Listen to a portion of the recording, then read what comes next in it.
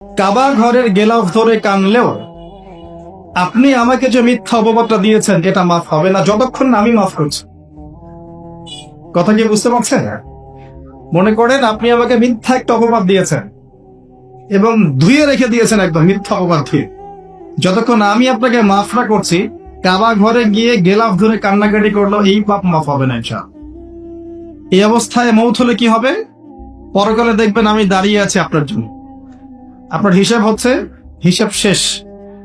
আপনি সালাত, সওম, হজ জাকাতে নেকি নিয়ে উঠেছেন, কিন্তু দেখছেন আমি দাঁড়িয়ে আছি, আমার মতো আরো 10 জন দাঁড়িয়ে আছে। ওই 10 জনকে আপনি গালি দিয়েছিলেন, অপবাদ দিয়েছিলেন, তাদের গীবত করেছিলেন, তাদের সম্পদ বা সম্মানের হানি করেছিলেন। এখন কিয়ামতের মাঠে আপনার নেকি দিয়ে এই ঋণ শোধ করতে হবে, অন্য কোনো অপশন নাই। আর যদি নেকি শেষ হয়ে যায় তখন কি হবে? তখন আমার আমলনামা থেকে কিছু গুনাহ আপনাকে নিতে হবে। আল্লাহ পাক ন্যায় বিচারক। আল্লাহ পাক শুধু গফুর রহিম নন, আল্লাহ পাক শুধু পরম করুণাময় অসীম দয়ালুই নন, বরং তিনি হচ্ছেন ন্যায় বিচারক। ন্যায় বিচারক। একজন ধর্ষক যদি বলে যে আল্লাহ পাক তো গফুর রহিম, আল্লাহ আমাকে মাফ করে দিতে পারে না, তাহলে যাকে ধর্ষণ করলো সে তার উপর জুলুম হবে না?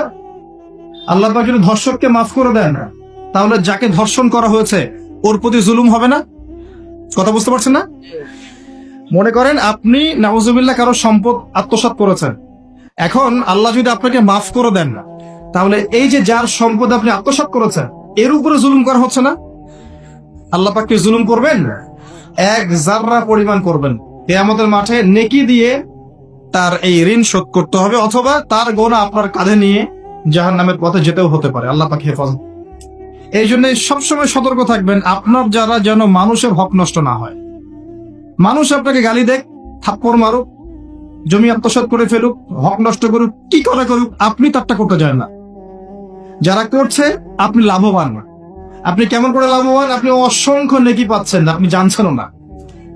যেই আপনার বিরুদ্ধে মনে করেন আপনি নিষ্পাপ, অন্যায় করেন নাই, আপনার বিরুদ্ধে জুলুম করা হচ্ছে, অপবাদ দেওয়া হচ্ছে, আপনাকে আন্ডারস্টিমেট করা হচ্ছে, ইত্যাদি ইত্যাদি, আপনি বসে বসে নেকি পাচ্ছেন, বসে বসে নেকি পাচ্ছেন। এবং পরকালে কিয়ামতের মাঠে উঠে দেখবেন অসংখ্য নেকি অটোমেটিক আপনার আমলনামে চলে আসবে। তখন তারা আফসোস করবে দুনিয়াতে এই কাজগুলো না করে ভালো কিছু করলে ভালো হতো। যাই হোক, মানুষের সাথে জড়িত পাপ আল্লাহর কাছে মাফ হবে না। এই কারণে এই রমজান মাসে ওই লিস্টের মধ্যে থাকবে আমি কার কার ক্ষতি করেছি, থাকবেই। কিন্তু যতটুকু মনে পড়ে, যতটুকু মনে পড়ে লিখে ফেলবেন, সুযোগ থাকলে সেটা ফেরত দিয়ে দিবেন। যদি সুযোগ না থাকে ক্ষমা চেয়ে নিবেন।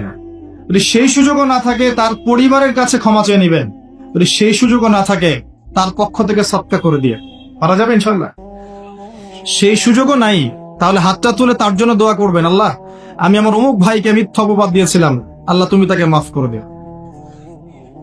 আশা করা যায় আপনার গুনাহ আল্লাহ মাফ করে দিবেন ইনশাআল্লাহ।